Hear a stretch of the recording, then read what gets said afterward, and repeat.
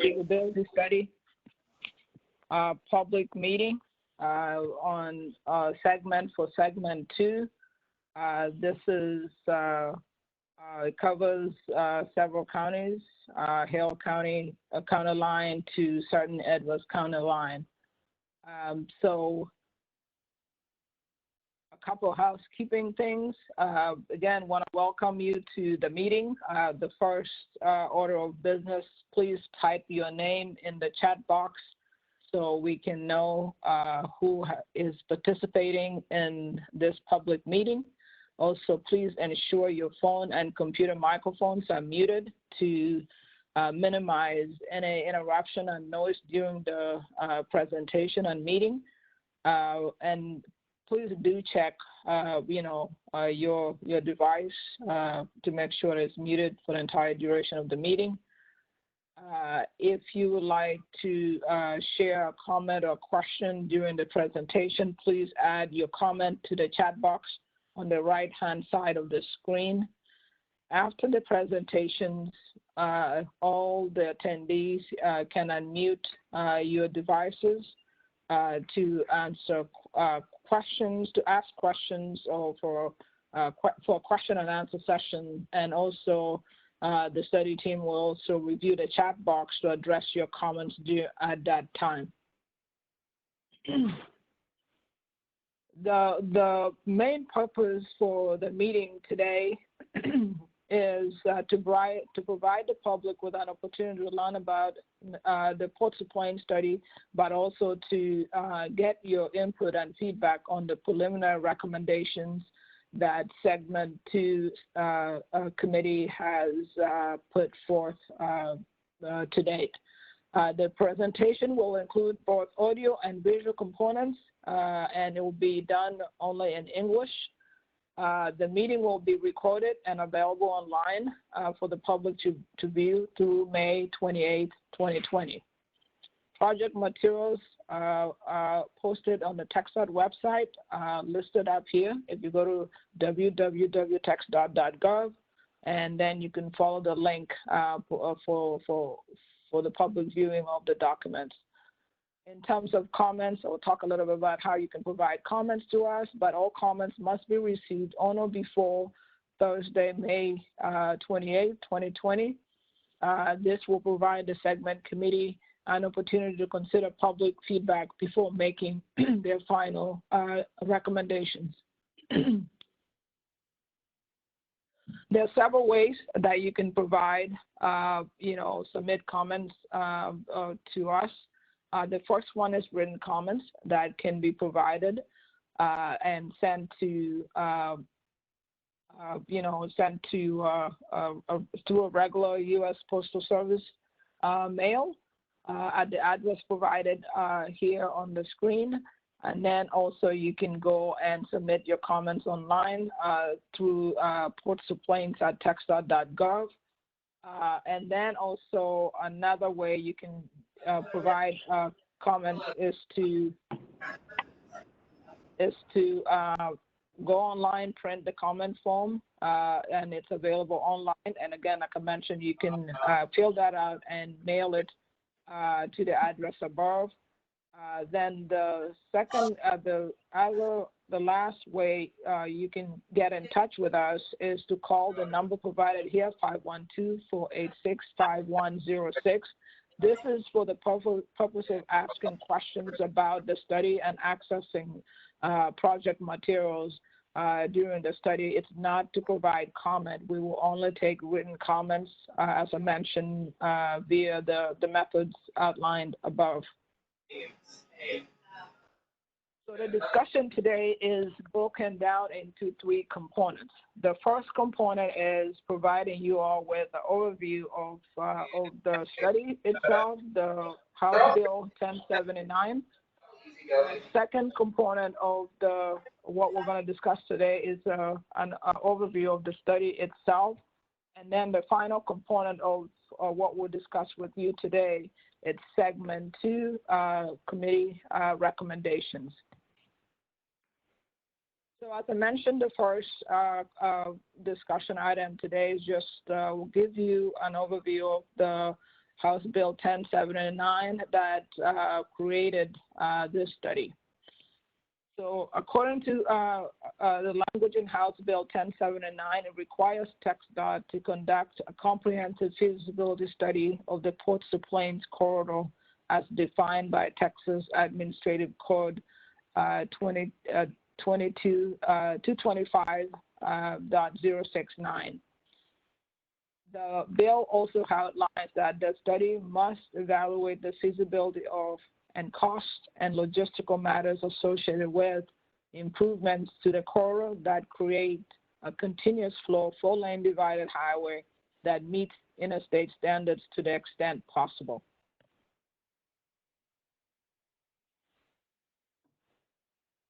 So in terms of the process and the stakeholder engagement and public input outlined in the bill, there are several components outlined in the bill. One, it requires TxDOT to establish a Ports to Plains Advisory Committee.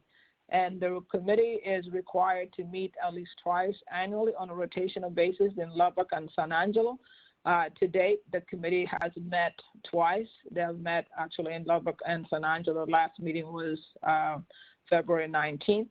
The membership of the committee is limited to elected officials or their appointees as specified in the bill itself. The purpose of the committee is to review and compile reports from the segment committees to form a full advisory committee report. I'll talk a little bit about those later. And TxDOT is required to incorporate reports submitted by the committee into a feasibility study. Additionally, TxDOT is required to establish segment committees in consultation with the Ports to Plains Advisory Committee. The segment committee membership is also outlined in the bill. It includes volunteers from cities, counties, metropolitan organizations, ports, chambers of commerce, and economic development corporations along the corridor, as well as the trucking industry, TxDOT representatives, and other interested parties make up the segment committee membership. This slide here shows you kind of the extensive nature of not just the process, but also the components of what is taking to develop this feasibility study. The top bar shows you the advisory committee meetings that have been identified and planned as part of this study. The second row or column shows you segment committee meetings, and to date the committee has met 3 times, actually 4 times, including today. The segment 2 committee met today, and then the next meeting would be in June, and those dates have already been defined. And then, you know, on the bottom, it really shows you kind of the timeline of what happened since the bill was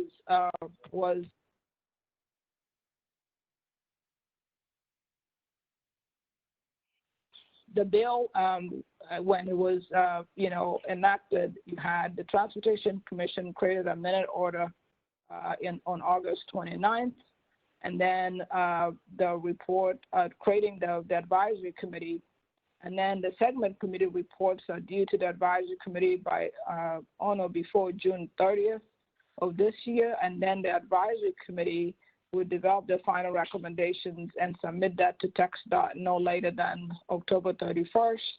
And then TxDOT in turn will provide the final report to the governor and the legislators no later than January 1st of 2021. So in terms of the public involvement piece, the bill outlines quarterly public meetings, and TxDOT has held quarterly public meetings on a rotational basis. The meetings gather public feedback on potential improvements and expansions to the Ports to Plains corridor, and the meetings occurs in conjunction with the study. And on the bottom here, is really showing you all where we have held meetings or plan to hold meetings. Since the COVID crisis, we have moved to virtual meetings. We held a meeting on May the 11th that was covering the last segment, segment 3. And of course, today we're holding a virtual meeting for public meeting for segment 2, and then tomorrow we'll hold another virtual meeting for segment 1. Why is it important for you to participate in this public meeting? Your participation gives you the opportunity to provide input on segment 3 committee preliminary recommendations, and then also providing recommendation on how to prioritize the recommendations, recommended projects as a short term, which covers 0 to 5 years, mid-term, which covers 6 to 10 years, and then long-term for those projects that would take 11 plus years to complete. So I would like you to keep this in mind when we go talk about the project recommendations, and so you can provide feedback on which project or projects you feel falls into these 3 main buckets. So the next component of the presentation today is providing you an overview of the feasibility study itself. This is primarily the technical analysis that went into developing the feasibility study.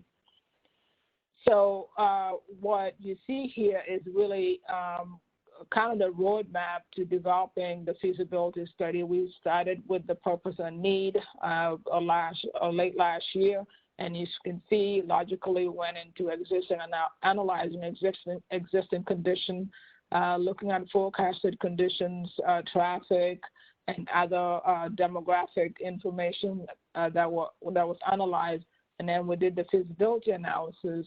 And where we are today is really the preliminary recommendations that the segment committee has put forth for your feedback and input today. And after that, we'll provide your comments to the segment committee, and then they will take that and develop the final recommendation as well as the implementation plan that will feed into the feasibility study report. So this slide here shows you how we went about doing the study. On the left-hand side is the entire corridor from the state line, Oklahoma, New Mexico, all the way to Laredo. And on the right-hand side is how the segments are broken up, whereby you have the top one is segment 1, the middle one is segment 2. This is your segment. That's what we're covering today. And then the bottom one is segment 3. So in terms of just here looking at the roadway characteristics of segment 2, this segment has a total of 419 miles. It covers 12 counties. 4 TxDOT districts, Abilene, San Angelo, Odessa, and Lubbock. And there are major cities and towns within this corridor, namely Sonora, El Dorado, San Angelo, Sterling City, Big Spring, Midland, Lamesa, and Lubbock. And this corridor, the Ports of Plains corridor, is made up of segments of different corridors. You have US 277 in this segment. You have US 87, State Highway 158, State Highway 349, as well as portions again of US 87 from Lamesa to Lubbock. Now looking at the existing conditions and forecasted condition, and there are several elements that we looked at here. First one is population. We looked at not just the existing population, but also what's projected in 2050. So as you can see here, the population projections for segment 2 is in 2020, we're looking at almost 1 million people, and by 2050, that's projected to pretty much grow to double to 2 million, over 2 million people, and an increase of over 100%, the highest growth in the corridor as a whole. If you take the Port-au-Prince corridor, highest growth is going to be in segment 2. When we looked at income, the median household income is projected to be about $52,000 in 2020, and by 2050, that's also projected to pretty much more than double to $125,000, an increase of about 137%. The next factor we looked at is employment, and in 2020, we're looking at almost 500,000 jobs, and then by 2020, by 2050, we're looking at a 25% increase on that, bringing that number to almost 600,000 jobs along the corridor. And again, this segment would experience the highest growth in employment within the entire corridor. The next items we looked at was traffic related, looking at average vehicle traffic volumes within the corridor, how many vehicles per day use that corridor, passenger vehicle versus freight vehicles. Today, you're looking at about 10,000 vehicles in this segment of the corridor, and you're looking at about 2,100 trucks per day in this segment of the corridor. And when you look at, the projected volumes, you're looking at going from 10,000 vehicles per day to over 17,000 vehicles per day. That's, almost 70% increase from today. And then on terms of trucks, you're also looking at a big increase on truck volumes in the corridor, going from 2,100 to 3,600, a 71% increase. Some of the key growth areas are US 77 north of Sonora. It's going from 3,000 to 4,600. State Highway 158 near Midland, you're looking at from 16,900 to 31,000, and US 87 of Lubbock, you're looking at growth going from 11,000 to over 18,000. We also did look at safety issues in the corridor, and in this segment, you're looking at over 7,400 total crashes between 2014 and 2018, with 132 fatal crashes, with a crash rate of 111 crashes per 100 vehicle miles traveled, and that's kind of how we measure, the amount of crashes on our roadways. And in terms of the safety and planned projects anticipated within the corridor to expected, lower the expected crash rates to 87 crashes per 100 vehicle miles travel, and we're looking at a reduction of 22% in crashes in the corridor due to planned and programmed projects. The next factor we looked at was more freight and goods movement related.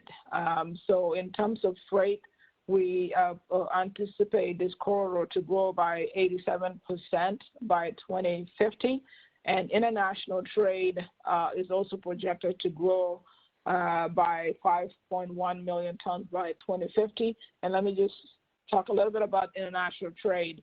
Yes, segment 3 is primarily energy sector, but the corridor, Laredo, Eagle Pass, and Del Rio, 3 really big, of course, Laredo is much bigger, but 3 international trade gateways, so those have implications and impact for segment 2. The other factor we looked at was agricultural freight. Again, a lot of the agriculture is in the northern part of the corridor, but also some of the agricultural production is also in segment 2. Of course, segment 2 is energy-intensive segment of the corridor, and this is expected to continue. I know with the COVID environment, we have, you've been hearing a lot in the news about the impact on energy and energy production, oil prices, et cetera, but long-term, it will expected to rebound. And then one of the requirements of the bill was for us to look at relieving traffic congestion. And this we looked at, would the interstate relieve traffic congestion? And from the analysis, the data shows that the interstate will add 12% new lane miles over what exists today. And the traffic is expected to grow 40% with an interstate. And trips diverted from I-10 west of Sonora and U.S. highways connecting to I-20 to Lubbock, and certainly the interstate will result in higher speeds and diverts traffic from other corridors. So while demand is going to be higher, the interstate has more capacity to handle the traffic and congestion. Because it will be a much more improved corridor. You have more lanes, you have all the safety measures, limited access facility to be able to handle the amount of traffic and the growth that would come in as a result of an interstate facility. And here again, looking at safety with an interstate, it is expected to reduce crashes by 25% over today's conditions. And the interstate also provides an average travel time savings of 26 minutes just within segment 2 corridor wide. I think we have over an hour and a half in travel time savings with an interstate facility. And as I mentioned earlier, the additional capacity and full access control, meaning that we don't have stoplights, we don't have direct entrance to the interstate or to the corridor as it is today. Certainly, we project that the interstate would reduce crashes and improve travel throughout the Ports to Plains corridor. Again, in terms of, looking at freight movement, how would the interstate facility benefit freight movement? We're projecting that the interstate will carry somewhere in this segment 4,000, almost 5,000 trucks per day by 2050, an increase of 36% over today's numbers. Many truck trips certainly will be diverted from other corridors, including US 62, US 385 between Lubbock and Odessa, as well as from I-10 west of Sonora. And essentially, really all segments of the corridor within this segment, but throughout the corridor, we'll see freight traffic increase as more economic development opportunities lend itself because of the interstate. So essentially, the really key here is that the interstate will provide improved travel times and additional capacity to address peak demand and decrease delays due to incidents. And for freight, the key here is reliability. Right now, the stop and go at traffic signals and non-signalized intersections, et cetera, really slows down freight movement because, when you see a truck, they're moving. Freight truck is really very time sensitive for them to get to their destination. And in terms of one of the key requirements of the bill is how would an interstate facilitate access to markets for energy products. The interstate, as I mentioned earlier, is projected to add, 89 million tons of energy-related products in this corridor, and currently over half of the freight tonnage on this corridor within the segment is energy-related. So a significant portion of future freight is expected to remain energy-related, and I just want to say that a lot of the energy-related movement in this corridor is not just the crude and the oil products themselves, but it's the supplies that comes in to facilitate the fracking and energy development. For instance, the tanks that they use to store, the crude and some of the other supplies that's used in the fracking and rigging, sand, and all of those certainly would benefit from an interstate facility. So the interstate will definitely provide improved travel times and increase access to markets. For instance, oil that's produced in the Permian has to go for refining in the Gulf Coast area, but then also for exports to ports of Corpus Christi, but then also going to Mexico as well.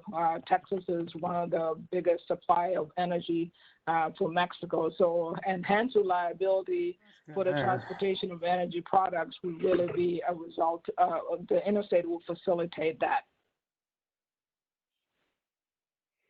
So the next thing the committee looked at is cost estimate. So the interstate is feasible. How much would it cost?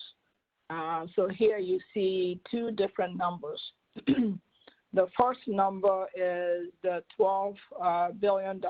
That's just for segment 2 improvements. I mentioned there's 427 miles in segment 2. So that cost includes construction and of $10 billion, and then right away at about $1 billion, and then utilities at about $500 million. And then for the entire corridor, you're looking at $23.5 billion. And then, when it's broken down by those three key areas, construction of about $20 billion, right away of about $2 billion, and then utilities of about $0.87 billion. Another component that the committee looked at was economic benefits of the corridor. So interstate is feasible. What will be the economic benefits of the interstate? And and here we again looked at several key factors, economic factors. And the first one is what will be the total travel time cost savings? This is for the entire corridor. This is not just for segment 2. That came up to $4.1 billion, and that would be the benefits of the interstate throughout this corridor. And if you really look at it over 20 years, you're looking at $77 billion from travel cost savings and crash reductions, as I mentioned earlier. And the second component, we looked at total annual increase in GDP. What would that look like in this corridor? And you're looking at, a $2.8 billion. But when you look at the total GDP, you're looking at $41 billion in new GDP over 20 years that will be generated by an interstate corridor within the Ports of Plains corridor. And then in terms of employment, we're projecting with the interstate, you have 80% new jobs added to the corridor. So you're looking at about 22,000 jobs, new jobs that will be added to the corridor. And I mentioned it's 80% within the corridor, but statewide, you look at about another 20% in new jobs that will be added by having an interstate. And again, this is over the next 20 years. How about return on investment? So we're going to spend $23.5 billion. What do you get in return? And here we're showing an $18 billion net return on investing $23.5 billion. And you're looking at a 76% return on investment there. And from our analysis, this shows that this corridor is very viable in terms of the return on investment. Anything, above, 10, 20% is generally considered good, but here it is, we're looking at 76%. And then the other factor we looked at is what's the benefit cost ratio of, building this corridor. Yes, we spend $23.5 billion, but in net present value, that's about, $49 billion, and that brings it to a benefit cost ratio of 2.8.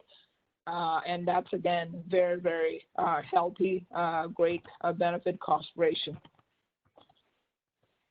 So the next portion of the presentation is really the preliminary recommendations from Segment 2 Committee. So we'll walk through that here. And so I spoke a lot about all the analysis that went into the feasibility analysis. And now, based on that, the committee, went and developed their preliminary recommendations. And this was vetted, they vetted this at the April 2nd meeting. And their recommendations were grouped in three buckets. The first one is interstate upgrade projects. As you remember, the whole intent is to upgrade this entire corridor to interstate. Most of the corridor is either 2-lane roadways, so 4-lane undivided roadways, et cetera, that doesn't necessarily meet interstate standard. And then also relief routes around cities and towns. As you all know, most of the interstate, let's say Lubbock, it doesn't necessarily, go through downtown Lubbock. It goes, a little bit around it.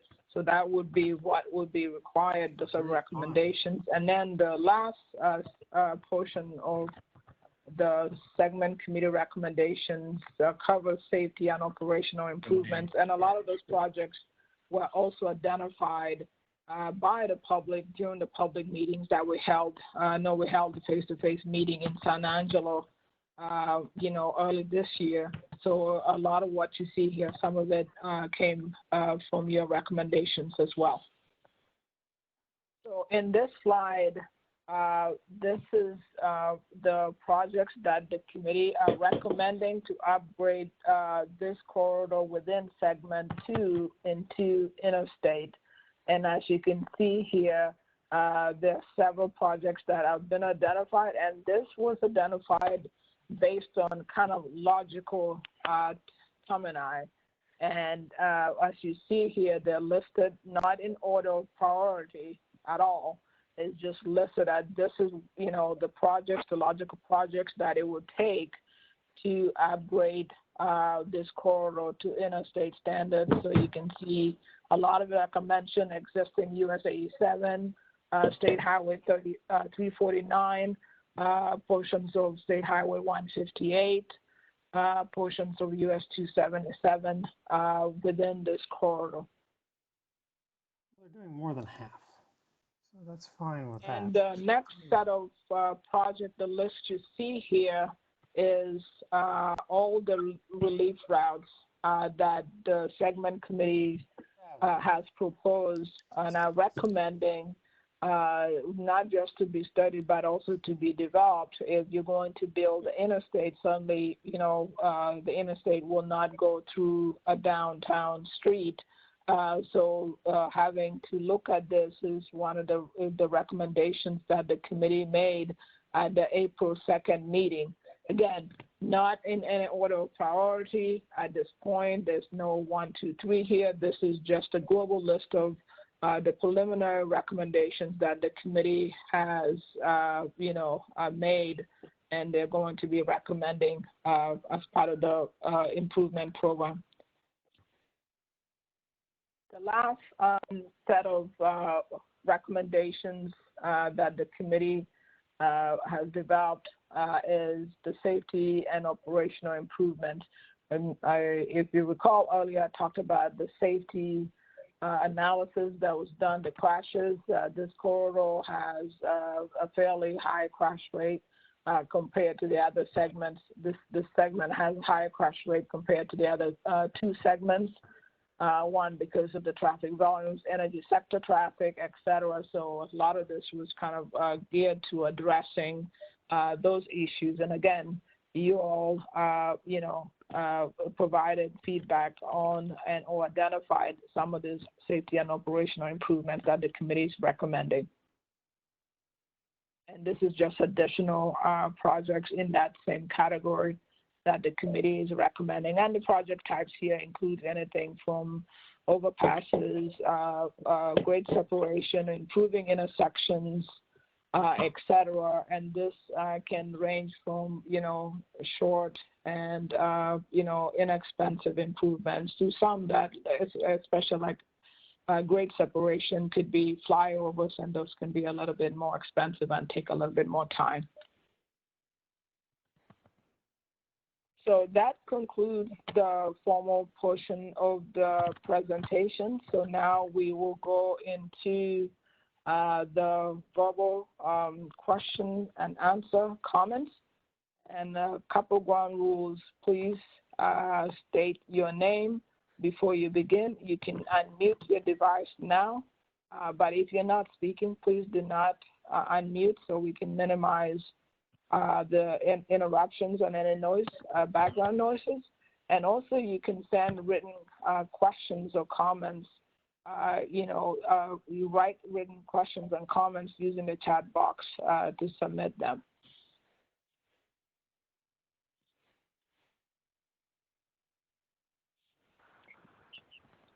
Okay, so we'll open the line now.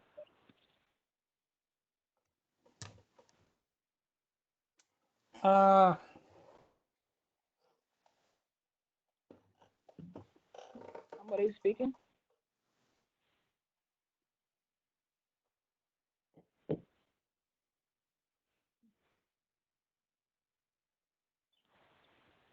Please unmute your line. Yes. There is one question in the chat box that came up. If you want to take that up first, Caroline, I tried to address it, but if you want to. Okay, let me get to the chat box here. Sure, or I can read the question to you. It just says, was the data and information discovered, developed in the Permian Basin freight and energy sector study incorporated in this study? Again, was the data? Yeah, go ahead. No, I was just going to repeat the question if you need it, but go ahead. Okay. Yeah, was the data and information discovered or developed in the Permian study being incorporated here? The answer is yes. Actually, there's been kind of sharing of data between the two studies. A lot of the economic analysis data, the traffic data, all of those information are kind of being shared and being incorporated into both studies. We're getting information from the Permian freight and energy sector study and incorporating into this study, and then they're getting information from this study and incorporating it into that study. And like the data, so just to expand the data, the traffic data, the crash data, traffic volume, all of those data sources are pretty much the same data sources we're using for both studies.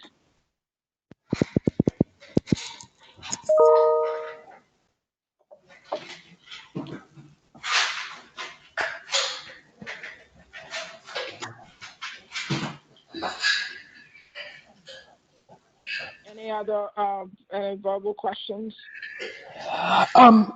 Hi, it's Jackson Hurst. I have a question. It's actually two questions. The first is, who can the public contact if they want to get on the mailing list for reports to Plains corridor feasibility study? And also, who else do we contact if we would like a physical copy of the final feasibility study report once it is released? Okay, you can contact, and I have that number early on in the presentation, but let me see if I have it here. We have a physical number that you can use to contact us, and I'll get that in a little bit. And then also, if you go to TxDOT.gov and type and type of search Ports to Plains. It will take you to the project website where you can find information on how you can contact us, but also how you can get additional information on the study.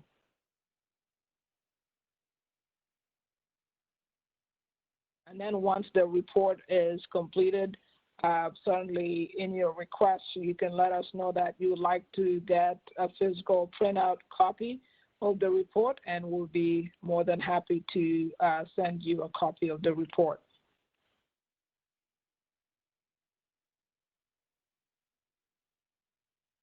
Akila, do we have the number?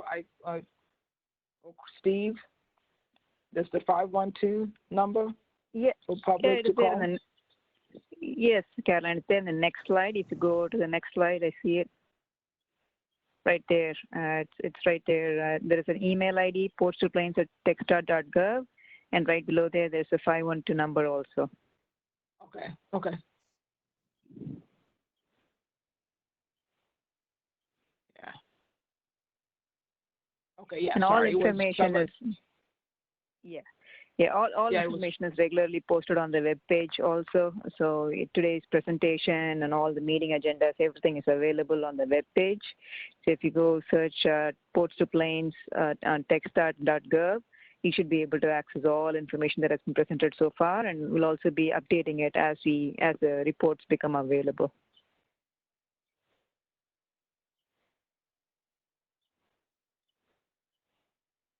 Any other verbal comments?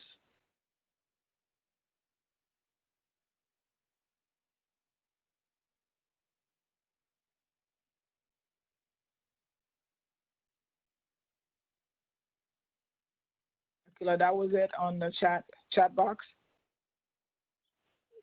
Yes, that was the only one. Okay. There is a request to just call out the phone numbers. If you don't mind going back to this in the slide again, Carolyn, I can read out the phone number. Okay. The phone number is 5. Go ahead, Carolyn. Go ahead. No, go ahead. The number is 512-486-5106, and the email ID is portstoplains@TxDOT.gov.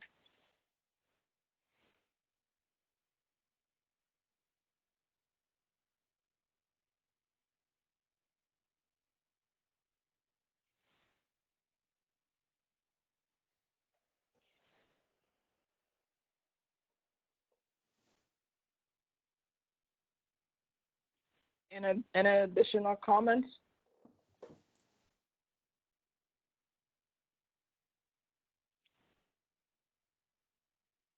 If not, we will conclude the public meeting. And on this slide, we want to again remind you that you'll please provide us your comment on segment 2 preliminary recommendations, and all comments must be received on or before Thursday, May 28th. And there are several ways you can get us your feedback. You could go online on the website on the link here, and you can print the comment form, or you can submit it online, or you can print and fill it up and then mail it to the U.S. Postal box shown here. And then also you can go to TxDOT portstoplains.gov website and be able to access not just meeting materials, but also a link to where you can provide comments. And then, as we mentioned earlier, you can call the number 512-486-5106, and that number is meant for information inquiries only, and not to provide comments, because we cannot take verbal comments. We have to take comments all in writing, or today we can take verbal comments today, but not over the phone. So with that, well, thank you all for joining us this afternoon, and appreciate your time, and look forward to any feedback you may have and send to us. Have a great evening, and be safe. Thank you.